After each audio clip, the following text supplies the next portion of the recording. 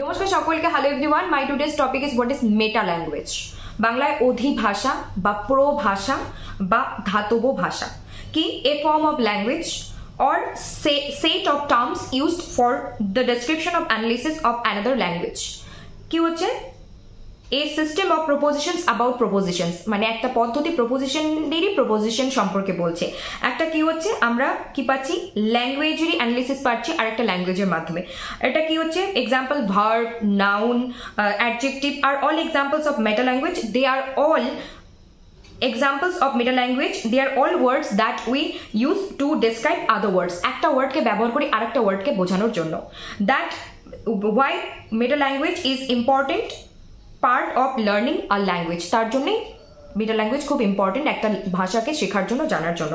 যুক্তিবিদ্যা এবং ভাষা বিজ্ঞান কি হচ্ছে, একটি ধাতব ভাষা হলো একটি ভাষা যা অন্যকে বর্ণনা করতে ব্যবহৃত হয়।